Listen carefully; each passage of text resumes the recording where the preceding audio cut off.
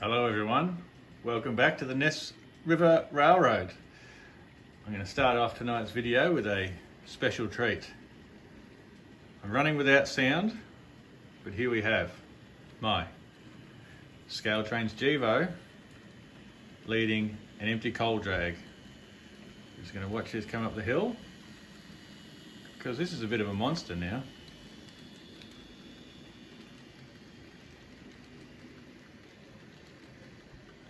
Let's see here, we'll zoom in a little bit. Can we zoom in just a little bit maybe?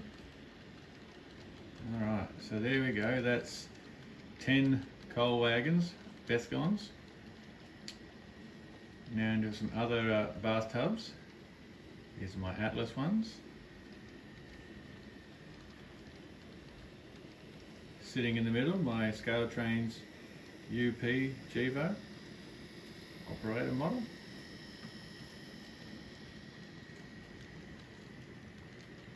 Some more Atlas bathtubs. Now my Kato Bethgons.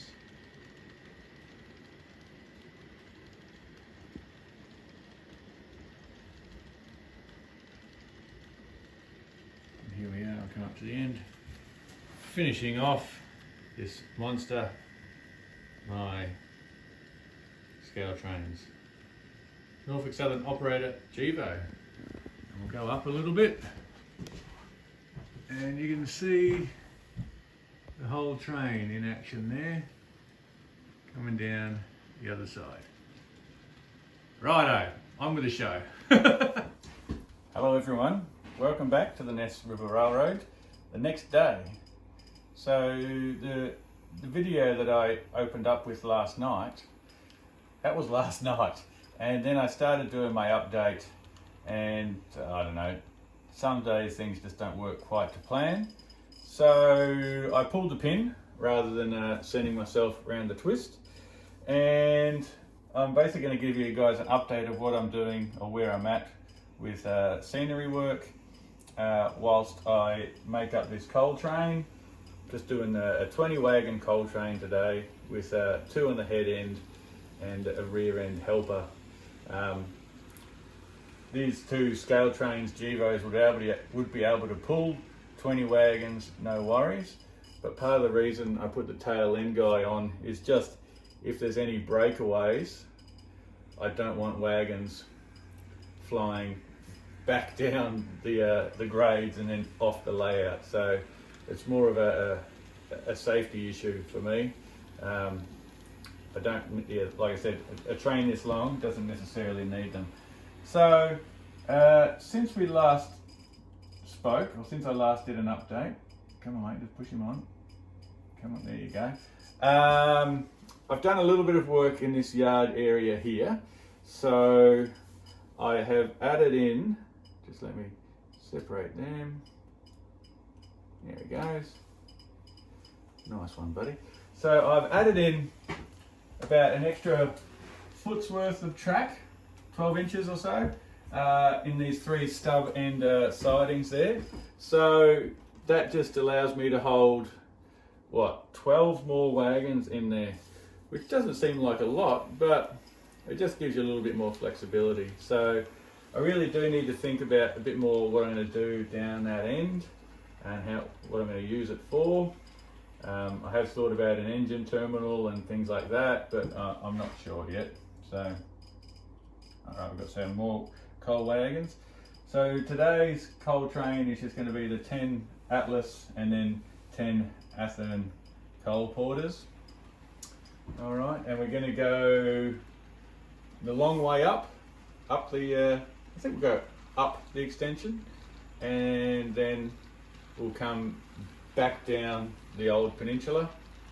Okay, so yes, I realise that I'm using a mainline loco for assembling my train, but by doing it this way I can have him down once again on the tail end of the lead for this train when it's ready to go. So yeah, I've done a bit of work in the extension, filling in, and what I'm going to show you will sort of give away what I'm going for the look in that end. So we'll just bring him up there. Okay, he's ready to go. So I'm going to stop this section here. I'm going to just put a little break in there, and I'm going to go and set all my points, make sure everything's going the right way, and then we'll be back. All right, hold on. Okay, everyone, let's get this guy rolling. So, off we go. Tail end's moving. I actually find these operator scale trains and my non-sound cuttos with the TCS decoder seem to be speed matched pretty well. With the old Digitrax decoders it was a bit different, but yeah, so alright, we're away. So what I might do is, now that he's off and running, I'll pick up the camera and we'll follow him around. So just let me move my throttle.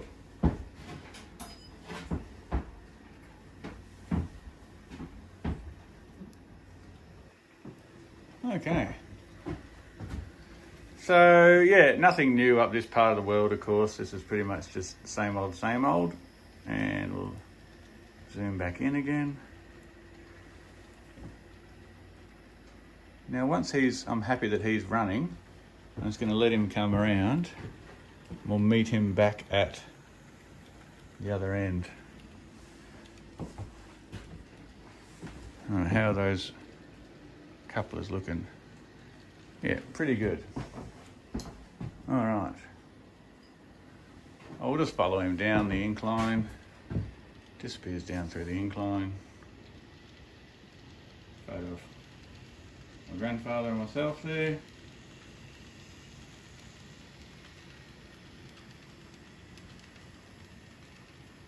And here we are, coming down the other side. All running well. All right, so we'll go up to the extension.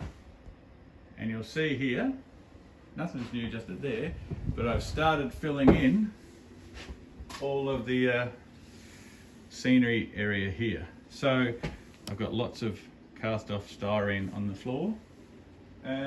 So yeah, what I was originally thinking is I was going to make a tunnel over this part here. And I even, let's see, I'll zoom out. I even had the tunnel portal up here and I was mocking it all up and everything. But I found that it just sort of looked like a big blob. Didn't look quite right. So, and with such an opportunity to see trains coming up the grade, I decided that it needed to be a bit more open. So what I'm going to do is I put some ply down the back here and I'm going to stick to that some thin pieces of styrene, and I'm going to then start off using, I'm going to do the same sort of rock work as I've done up there. Oh, here's my train coming up. Everything seems to be going okay at this point in time. I'm sure something will go wrong.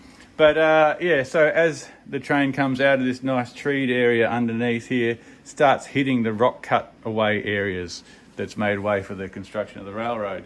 So that's what I'm going to go for there. I'm leaving it a little bit proud here, so it's a little bit of a hill, so it does block away a little bit, and I'll put my trees on the top of it. But then I think it will look pretty nice just coming up here amongst trees and rocks, and a lot more like the area that I was modelling or had ideas of modelling on the layout. So we might just leave this guy to, I don't know, we'll just watch him come up. Okay.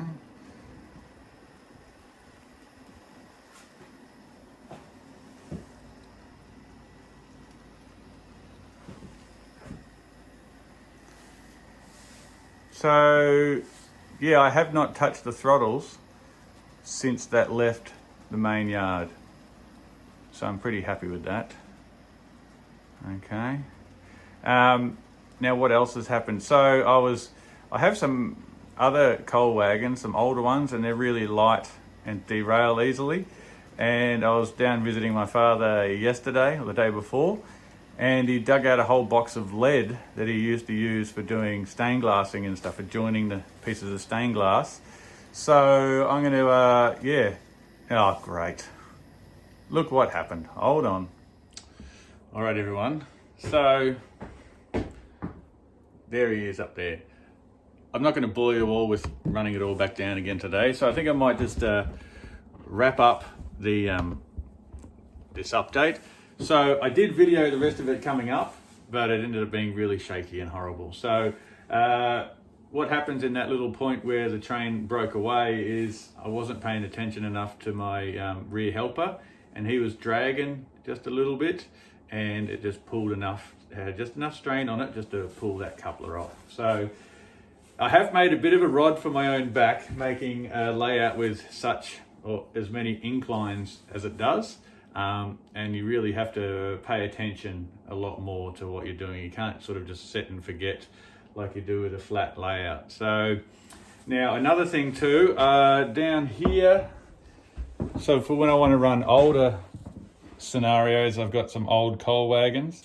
I was thinking of maybe chopping the tops and using them as gravel cars. I think that's what I still might do, but I got those secondhand and they're great, but they're really light and cause a few issues. Now, I was fortunate that a couple of days ago, down visiting my father, he had a whole bunch of lead left over from when he used to do stained glassing, and they used lead to, flexible lead bit strips to join it together.